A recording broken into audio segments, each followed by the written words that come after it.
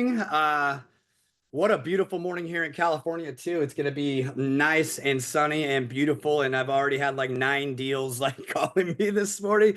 So it's crazy. We're so happy to be at Atomic Habits, another wonderful Wednesday. Only a couple weeks away from Cabo, which is gonna be the best event in the history of mankind. It's been sold out for 2 months. If you can find somebody to give you a room in Cabo, best of luck. We're gonna be elbow to elbow. Believe it or not, I talked to Brent yesterday, and I think he's actually joining us today. We are not going to see Brent speak this year, and we're not going to see Gene speak this year because the lineup is so jammed. Pace Morby, Ed Milet, Tom Ferry. If you guys are into fitness, if you guys know Gary Brecka at all, it's going to be absolutely insane. The secondary speakers happen to be billionaires. So, the secondary speakers are billionaires. You know, it's going to be an outstanding event. Without further ado, for those of you that don't know the famous Tony, he is on the call today. He is going to be our guest. He has one of the coolest, most inspiring stories I have ever seen. He is a best-selling author. We are absolutely privileged to have him today. So what I'll do is I'm going to introduce Tony and I'm going to ask him a couple questions. We'll do a little Q&A at the end, but essentially I would love for Tony to tell his story. And then the guy is a phenomenal coach. He's cutting edge. He knows everything that's going on. I don't want to steal too much of, his bio and everything. So at first, if you just give us a little bit about who you are, and then one of my favorite things in the world is your story, that would be amazing. And then if you don't mind, I'll ask you a couple questions that I pulled together from the team. Yeah, well, thank you very much for having me. I know that there's probably a couple people on out of this group that I know personally or in my mastermind program. But yeah, Tony Giordano, pleasure to meet everybody, and thank you for your time today, and excited to share. Do you want me to just go right into the story and my background? Man, that would be amazing because it's so inspiring. And those of you that don't know Tony, he is all over social media. Obviously, he's a best-selling author. Start looking him up as he tells this story. It's pretty impressive. Go ahead, Tony. Here, what I'll do is I'll just put my link in there to just make it easy for everybody in the chat.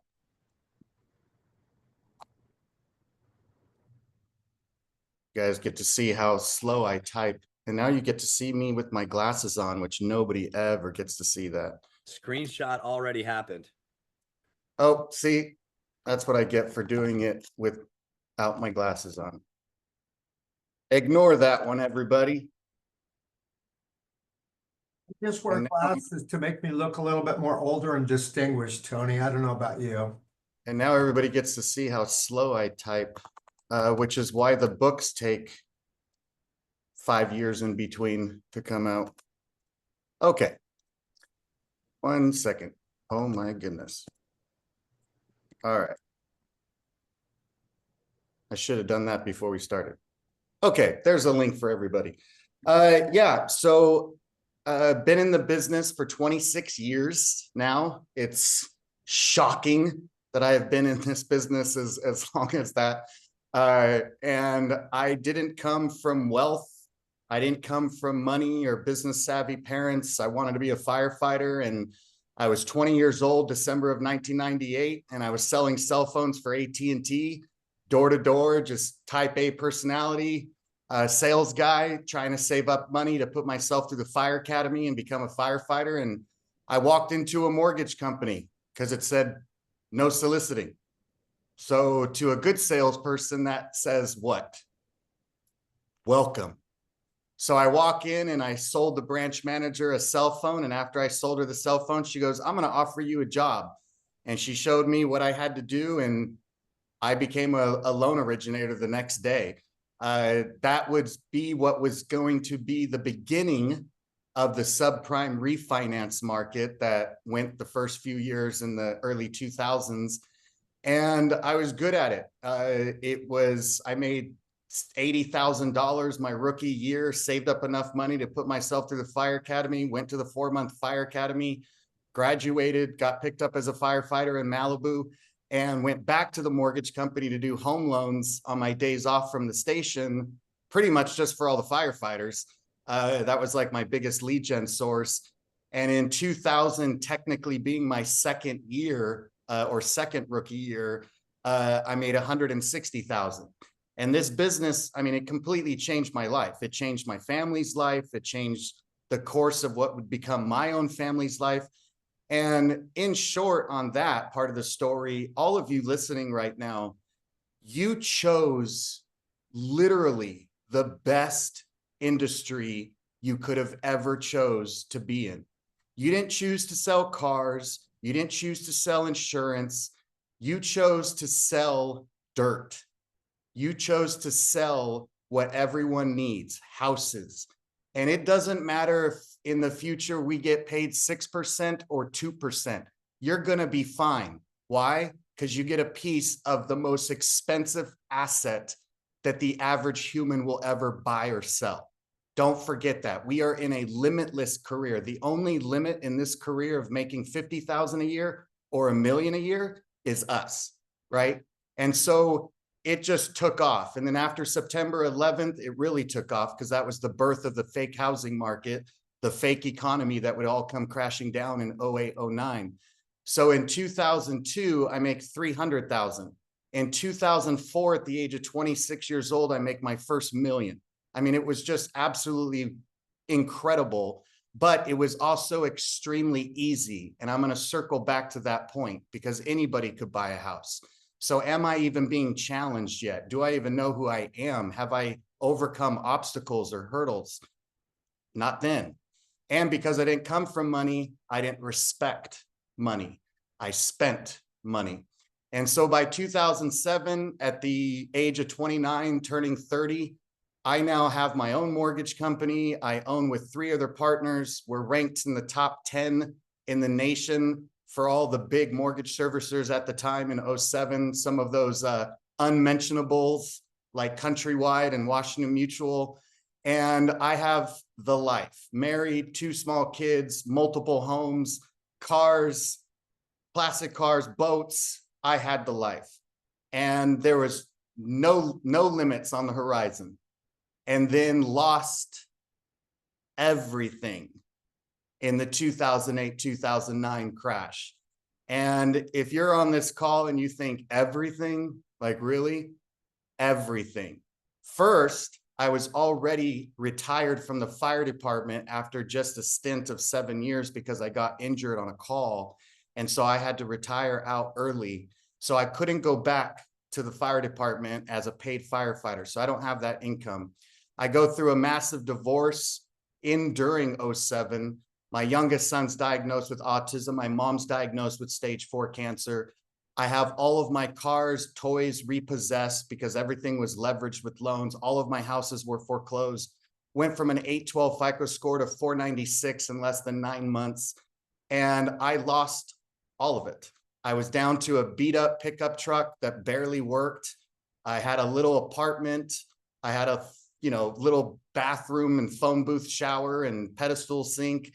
And throughout 08, 09, I was being tested in every possible way.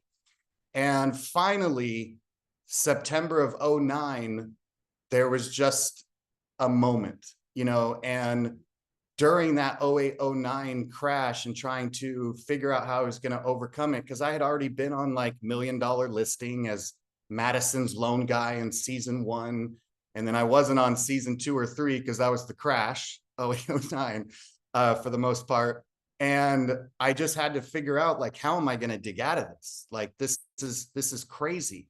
And my godfather, bless his heart and rest in peace, my great grandfather's brother, he was kind of funding me during the 08, 09 crash, he saw the empire I built. And so he would give me $2 or $3 grand a month to pay my rent. I'm bartending on the weekends to put food on the table for my kids every other week that I have them.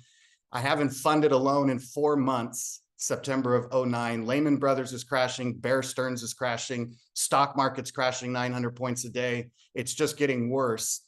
And I have these 2 home loans that I need to fund. I've been working on them for 2 months.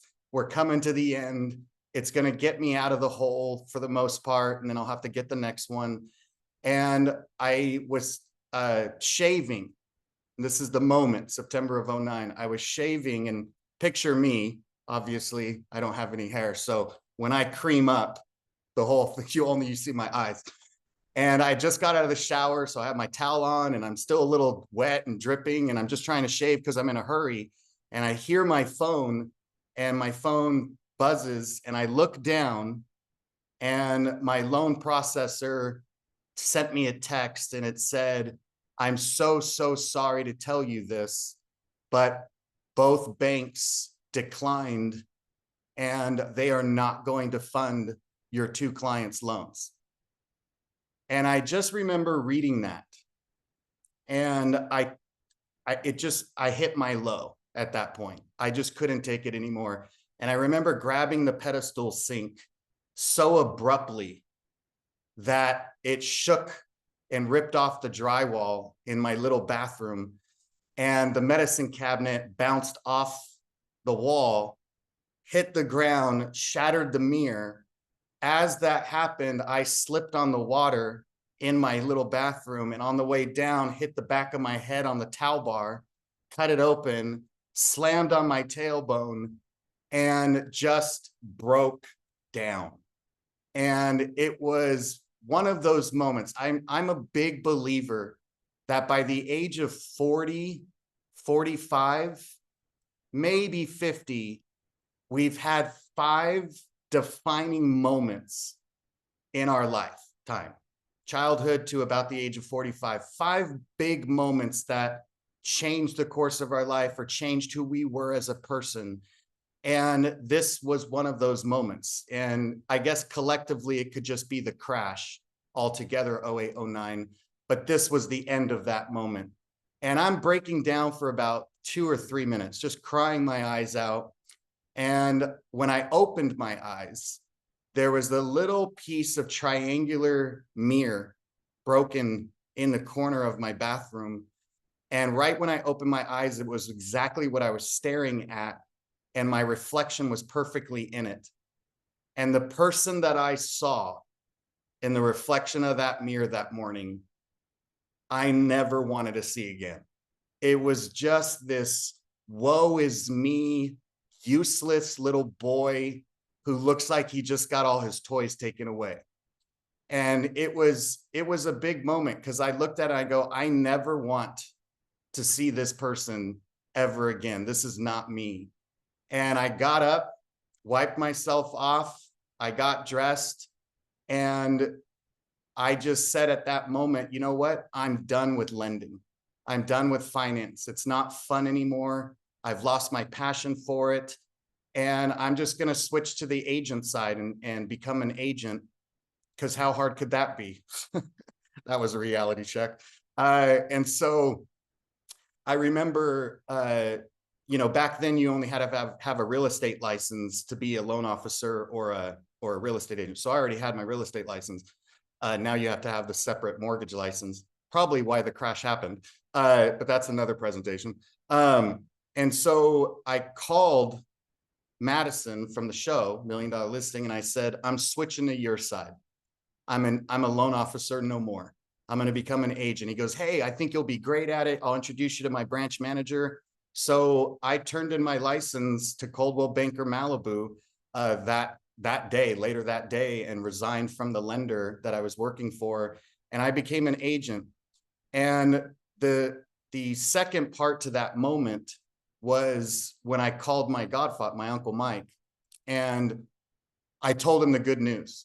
And I told him, Uncle Mike, this is it. I now know what I need to do. I'm going to rebuild the empire I built before, and I'm switching to the sales side. And he goes, that's fantastic. I'm in his Boston accent, Sicilian, Italian man. And he goes, I'm so proud of you. He goes, I can't wait to see what you do. I know what you're capable of. And I said, yeah. And I just said, I just need 3 months of like just funding, just a few $1,000s so I can get my cards, so I can get my MLS and my realtor dues and all this stuff. And I'd really appreciate it's the last time. And he goes, nope. And I go, what? And he goes, no, I'm done. And I go, Uncle Mike, please, like, this is it. I promise, like, I'll pay you back. He goes, I know you'll pay me back, but I'm not giving you anything else. If you need groceries, I'll buy you groceries for you and Michael and Christopher, my sons. He goes, but I'm not doing it anymore. And I go, oh, I just was starting to break down again.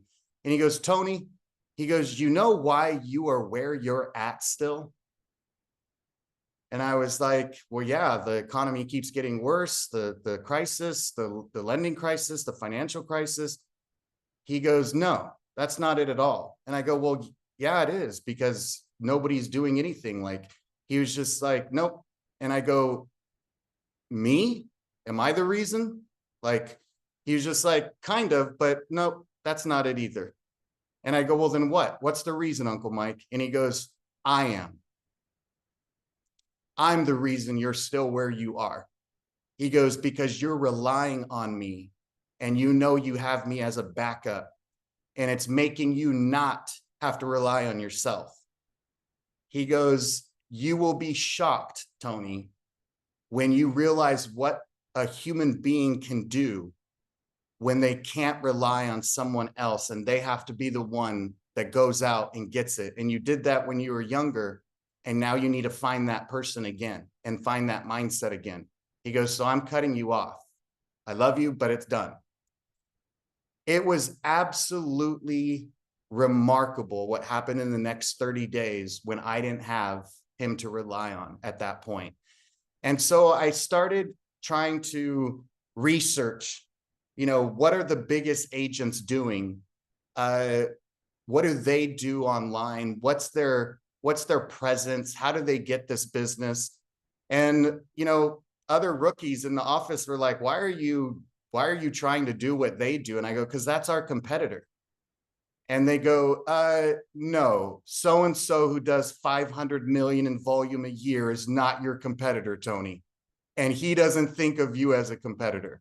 And I go, that's the difference between you and me, is I want to go after the best and I want to beat the best. And so I'm going to do what they do. And so one of the things that I saw that top agents all had is they all had these gorgeous custom websites that they went and spent $5,000-$10,000 on in order to look different and tell their story, instead of the website provided to them by their company for hanging their license for free. They wanted the wow factor. And then I also saw, and so I was able to figure out a way. I borrowed some money from a former business partner and launched this gorgeous website that made me look like I was closing 100 million a year in volume, and just baller agent website. And then I went to I knew where social media was going, and I'm sure you want me to highlight that today, because, in October of 2009, the average person on Facebook had about 300 friends, and it was all people you mostly knew. But there were times where I saw the power of it's just where humans are now. And I'm going to see where this goes. So I took a couple classes on social media, mostly Facebook at the time, obviously. And a lot of the time that I went to these classes, during the class, these techie instructors teaching us all the navigation and different things you could do on a business page and stuff like that, I just didn't agree with it. And I realized that's the problem, is we're being taught social media marketing by techies, not by actual salespeople who have captured business from it. They're techies. Their job is to teach us the how to. And so I walked away from the class with not a whole lot of aha. And then I'm walking out of this one class that I took, and I have this gorgeous website now. And this kid who taught the class said something that changed everything. It was the defining moment of how I was going to lead gen and prospect. And he goes, oh, I'm so sorry. I forgot to tell you one thing. In addition to your business page, which was 99% of the class, a real estate agent should also have a minimum of 2,000 friends on their personal friend page of Facebook. And when he said that, the light bulb just went off. And I said, that is by far the best thing you said all day. And he goes, how is that the best thing I said all day? He didn't even know. He just heard somebody else say it because he's a techie. He doesn't understand the language of sales. He doesn't know how to build and deepen relationships. Otherwise, he wouldn't be a techie. He'd be in sales. So we have to be careful who we learn from and realize that there's two parts to everything. And I said, because Josh, sales is a what game? And he goes, numbers, Josh. Real estate is a contact sport, period. And if I go out and I find 1,700 more complete strangers in the news feed, getting into conversations on comments, liking their comment, replying to them, you're hilarious. Then they say thank you. Then I add them as a friend. And I get it up to 1,700 more people from Santa Monica, Malibu, Beverly Hills, Bel Air, Westwood, West Hollywood, Century City, Hermosa Beach, Redondo Beach, Manhattan Beach. And they just get to start knowing who I am, but not because I'm forcing boring business down their throat like 95% of agents do every day. They're just getting to know me because I'm a dog lover, good dad, I'm funny, and then he happens to be a real estate agent. How would that not work?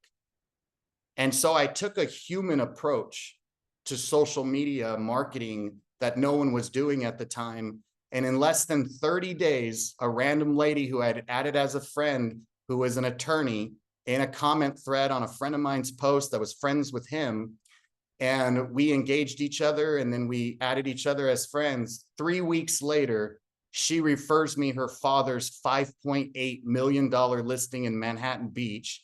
I get on the phone with him. I co-listed it with a top agent in my office because common sense is I'm not going to get the listing if I do what 90% of agents do when they have the biggest listing appointment of their life. No, I don't want to share my commission. Well, then you're not getting any of your commission, because I know I'm going to need to bring in a power player, because I'm not going to be able to answer the questions that a business savvy multimillionaire is going to ask. Example, so Tony, your website is gorgeous. You come highly recommended by my daughter. But I'm curious, how many $5 million houses have you sold in my neighborhood? I've never heard of you. How are you going to answer that? So I knew to bring somebody in, and we got the listing. And 6 months later, I had closed 5 deals at my office. I was already on target for being rookie of the year, and 4 of them came from Facebook the exact same way. By the end of 2010, my rookie year, I was rookie of the year. Spoke at the national conference for Coldwell Banker at the time, Generation Blue. In 2011, I did 120 million in volume as an individual agent, 80% of it coming from social media, not just Facebook, LinkedIn, Twitter at the time. And the rest is history. Started writing the first book, The Social Agent. Then I bounced around with a couple other brands for different reasons. Book became a bestseller. By the end of 2012, I'm speaking nationally for multiple brands. And in a few years later, started my coaching and mastermind program. 2018, wrote the second book. And for the last few years, have just continued to try to build others with the blueprint of what I've seen time and time and time again work for agents either starting or agents who have been in the business for 10 or 15 years and they want to double their volume, leverage it out. And that's the story. I rebuilt the empire per se. Tony, such a cool story. And so many things go through my head, right? Like Tony Robbins teaches, like, do what other rock stars do. It's funny too, because you building that website and acting as if there's a guy in our group named Don Yoakum's got, 1,000+ people in his group. And I know Don. I know okay, Don very well. yeah, he named himself the condo king. He never sold a condo, right? But he was copying what rock stars could do.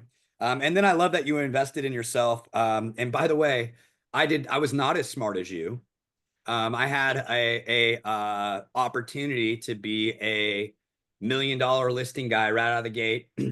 I got a really exclusive interview with one of the best builders in Northern California.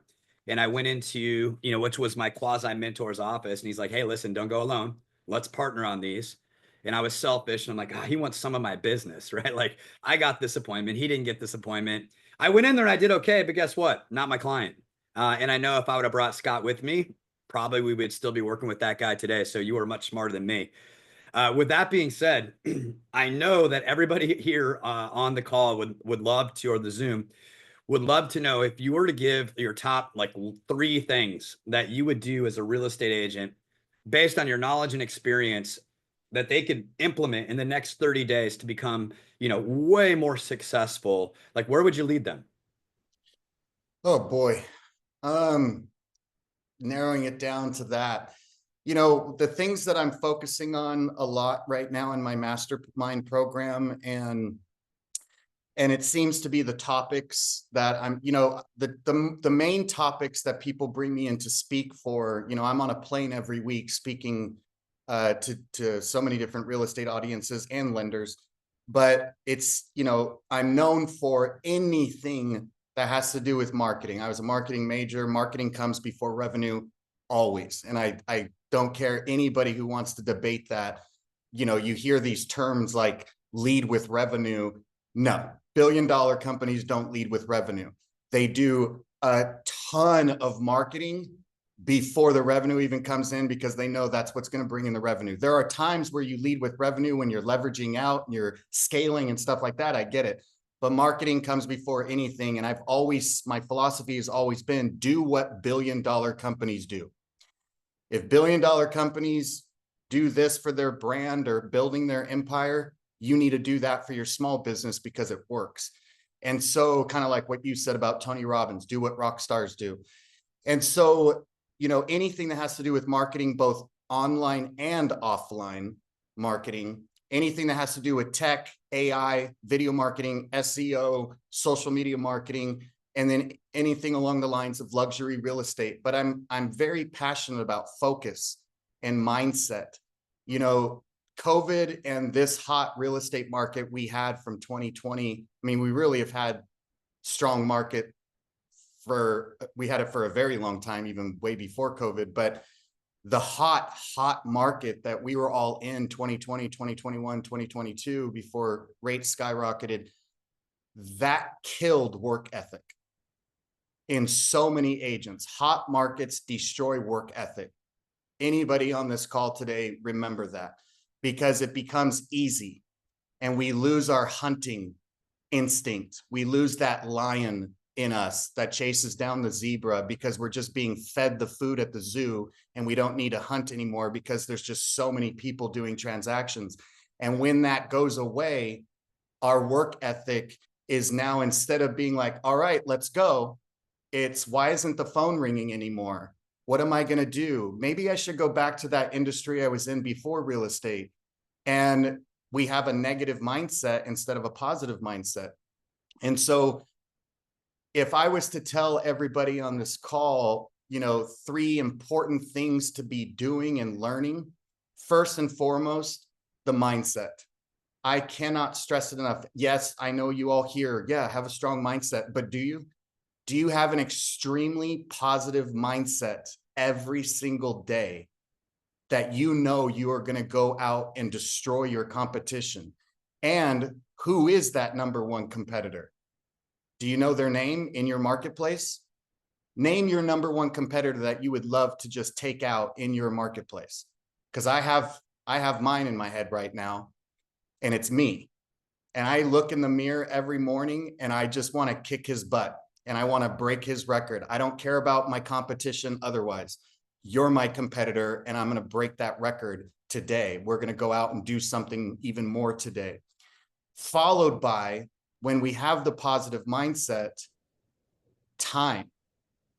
So many people do not prioritize their time. And we all hear it: time blocking, time management.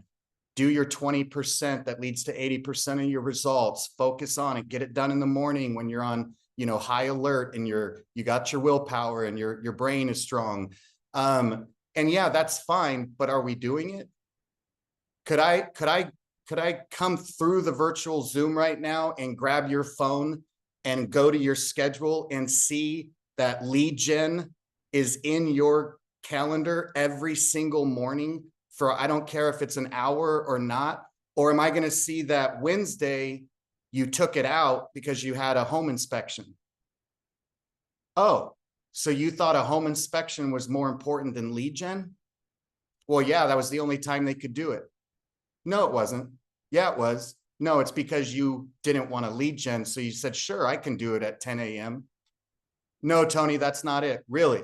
So you're telling me that if a home inspector called you and said, I can only do Wednesday at 10, and you looked in your phone and saw that you have a $2 million listing appointment at 10 o'clock on Wednesday morning, you're telling me right now that you would call the $2 million listing appointment and say, hey, I know that we have an appointment this Wednesday, but I have a home inspector that really needs me to do a home inspection. Can we reschedule? Absolutely not, because that's more important than a home inspection. So you chose that lead gen was not more important than a home inspection. And lead gen is exactly what gets $2 million listing appointments. So what are we doing to truly do our most important work? And here's what I tell people. This is one of the best ways to start managing your time better. We've all heard them, instructors, Tony Robbins, speakers, John Maxwell. What is your hourly rate, right? Do you know your hourly rate? And what they say, and Bill Gates says this in his book, you take what you made in 2024, you divide it by 52 weeks, divided by 40 hours work week. Yes, I know you work 60 or 70. No, you don't. Not if you combine what you were actually doing in workflow. Nobody does. Don't debate me on that, because just because you got a phone call at 8 o'clock in the morning from a client and you got a phone call at 8 o'clock at night does not mean you worked 12 hours. You also had an hour of yoga in there, an hour and a half lunch with a girlfriend that you were catching up on. So divide it by 40, and that's what your hourly, that's what you made an hour in 2024 per se. But I go further. It should be what I call your hourly worth rate, which is how much money do you want to make in 2025? And if you are on this call and you want to make $1 million, $2 million, $3 million, whatever it is, but if you want to make $1 million in GCI this year, you take $1 million, you divide it by 52, divided by 40, and it's $433 an hour. So that's your hourly worth rate. Now somebody comes into your office in the morning and says, hey, do you have 10 minutes? $433 divided by 6. Is that person worth that money out of your pocket? Is the hour lunch with your girlfriend worth $433 out of your pocket? Is a home inspection worth $1,500 out of your pocket because you sat there for 3 hours in your car instead of lead generating or door knocking the neighborhood while he was doing the home inspection, saying that you just sold that house, whatever it might be? But when we know our hourly worth rate, we start to be extremely careful of what we're willing to spend that money on. Is this productive on what I'm doing during the day? Now, I'm not talking about on the weekend when your friend asks you to help him move and you're like, well, 3 hours, that's $1,500. No, I can't help you move. We're not talking about your personal life. We're talking about your business day-to-day life in doing things that generate business. How are you spending that $433? So focus and mindset, true time management, knowing what your time is worth, and then all of the things that are coming at us in the world of technology. Everybody's hearing about AI, but no one's doing anything with it. 90% of the agents who use AI, which is only probably 10% of all agents, but 90% of that 10% are using it for its minimum use. Literally, its minimum use. What do we all hear the AI experts in real estate say for 60-minute keynote presentations? It's used for what? Use ChatGPT or Gemini to write the marketing remarks and property description for your listings, and it'll also write you some great content and scripts for video content. And somehow they take 60 minutes to say that. Recently, I went out on stage after somebody took 60 minutes saying that. I'll probably never be invited to this stage again, by the way, but I'm very direct and don't BS. And I got out there and I said, if you're in this audience and you need ChatGPT to write the listing description for a listing of yours, you are exactly who ChatGPT is going to replace. You are using it completely for its minimum use. AI is going to take over everything. And what we have to do is what billion-dollar companies are doing. We have to pay AI and teach AI to leverage our business. It can't just be its free minimum use, because it's going to get to the point where AI is doing everything for us. I want you to envision this really quick. And I'm going to give you guys some things to follow on everything you should be knowing right now on where AI is going and what it can truly do for your business, lead gen on your behalf, prospect farm on your behalf. Is I want you to envision that social media was the rise of our digital twin. That profile picture, Tony Giordano online, answers questions 24/7, always on point, neutral, doesn't take sides religiously, politically, everybody's friend. My digital twin, the good twin, actually. AI is simply the next evolution of my digital twin, but it's third dimensional. And it looks exactly like me, and it has my voice. And in very soon future, billion-dollar companies are already doing it, but in the very soon future, the price will get better. But I'm already building out my full AI third dimensional avatar, and it's freaky. And I want you to picture your websites, your social media pages. They all have that chat bot, frequently asked questions, or chat with us on your website. That chat bot is now going to be a thumbnail with me floating right there when somebody comes to my website, and can answer any question, can direct them through my website, can answer questions about inventory and houses that are on the market right now. And would you like me to set up an in-person call? And then I get the message. That's where we're going. That it's going to take off, and you have to take the time to really be learning this. Like I was learning social media at a level no one was doing in 2009. I've been working on this for well over a year because of the people that I know and seeing where it's going. We're also in beta test right now. There's a software, it's already working. I plug in my database, any CRM that any of you have. The AI software plugs into the database. It's through a third-party company that does this for agents. And in less than a minute, the AI read my entire database, all of my notes, birthdays, anniversaries, notes that said this is their starter home, they're not going to stay in it for longer than 5 years. Literally read my entire database and located 7 people, 3 of which I completely forgot were my clients that I haven't talked to in 4.5 or 5 years, and said, the notes say that you were supposed to follow up this year, blah, blah, blah, blah, blah. And I called them immediately, forgetting that. And 2 of them I have 2 listing appointments with them in the next couple of weeks. So that's what's on the horizon. So what are we doing right now to learn it, right? So I want you all, I'm constantly in research mode. I love research.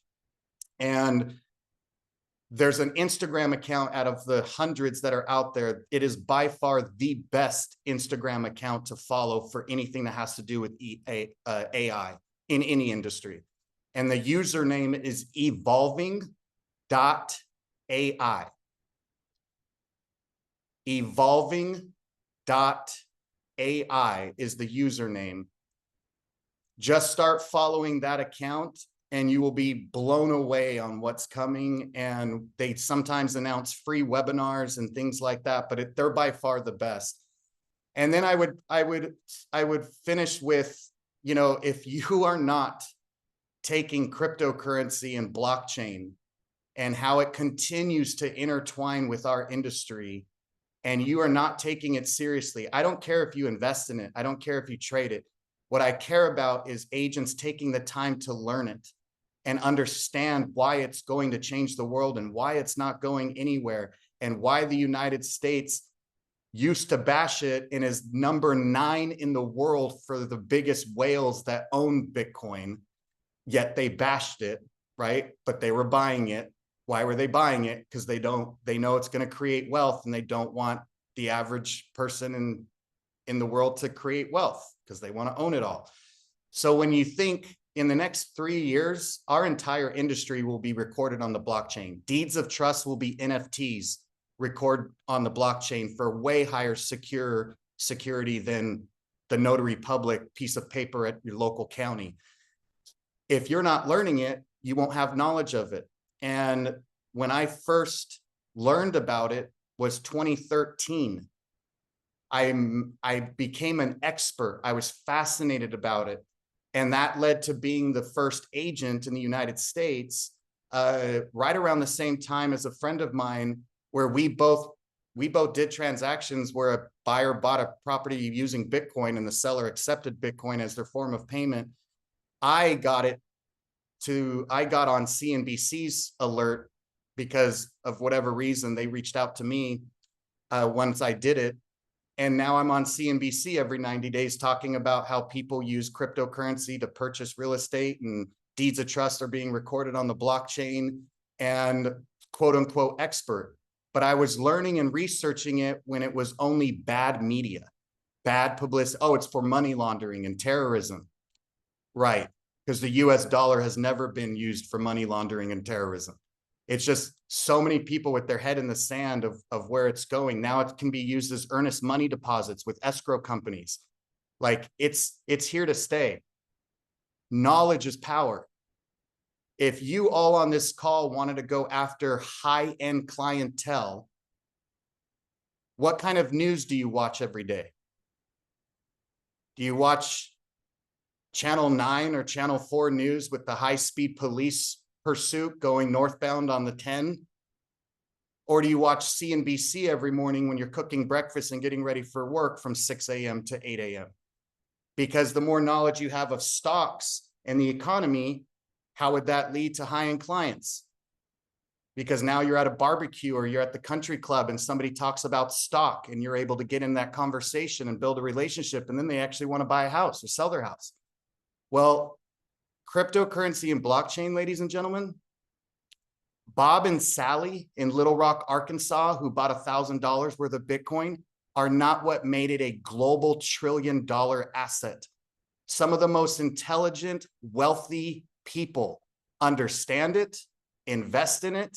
You don't have to, but wouldn't you like to be at a barbecue and hear somebody talking about something that they just bought with crypto, and now know you can get into the conversation because you understand it, and then maybe they just turn into a client? So these are the things that I see huge coming down the road, and agents needing to learn it. Tony, that was absolutely awesome, and I didn't leave my attention for a second. Thank you. Thank you for all of that. We have like a minute or two for questions, and then I'll let Tom close us out. Anybody have a question for Tony before Taylor? Go for it. Yeah, so you talked about watching CNBC in the morning from 6 to 8. With so much of this industry being like having a morning routine is important, wake up, whether it be cold plunge or whatever, like what does your perfect morning look like that every agent should be doing? Perfect morning, right when I wake up. So like everything, or should I keep some stuff like off the... Everything. Yeah, I wouldn't do everything, Tony, because I know what my perfect morning looks like, and that's not for this crowd. I don't know what you're talking about. So at 5 a.m., whether my alarm goes off or not, I'm up. Like it's just the clock already naturally in my head. And so I get up, and perfect morning would be there's waves and I can surf instead of work out. If there's no waves, then I swim or I go to the gym and lift or cardio, whatever the day is. But that's usually done by, I'd say 6:15, unless it's really good waves. And then I'm back at home. I'm showered. My sons are older now. They're 22 and 20. You know, I don't have to worry about kids. So we all are different, but I have to make sure I take care of my health first and foremost. I eat a light breakfast, high energy. I don't drink like coffee and eat donuts and stuff because I'm going to crash. So we have to take care of ourselves physically so we keep our energy up. I'd say, and CNBC is on the entire time. So when I get out of the water, when I'm you know, showering, I have it on my TV, I can hear it. I hear it when I'm cooking breakfast, whether I'm paying attention or not, it's just feeding in. I listen to it on my car instead of Octane or BPM or the highway. You know, in the morning time, I can listen to music in the afternoon. On my way to work by 8 a.m., I'm in my office, CNBC's on, and I'm doing whatever my 20% is for that day because I have to lead gen for real estate one day. I have to lead gen for speaking events. I have to lead gen for coaching clients, whatever it might be. And by noon, I've done my most important work. So, you know, that's my morning. Nothing interferes with my mornings unless I'm on stage speaking somewhere. Okay, I appreciate that. And last question, what are 3 books that you recommend? Any John Maxwell book. But I would say the 5 levels of leadership from John Maxwell. I'd say Good Leaders Ask Great Questions from John Maxwell. Miracle Morning, of course. Yeah.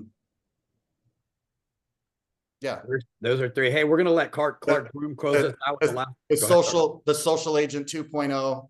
Ah, that's a good one. If you don't read that one, real quick for anybody, I thought I'd do this for all of you today. Anybody who wants information on my mastermind program, you know, it's just a big mastermind program that has several hundred agents that hop on calls like this twice a month with me. And then you get all of my curriculum on demand and everything.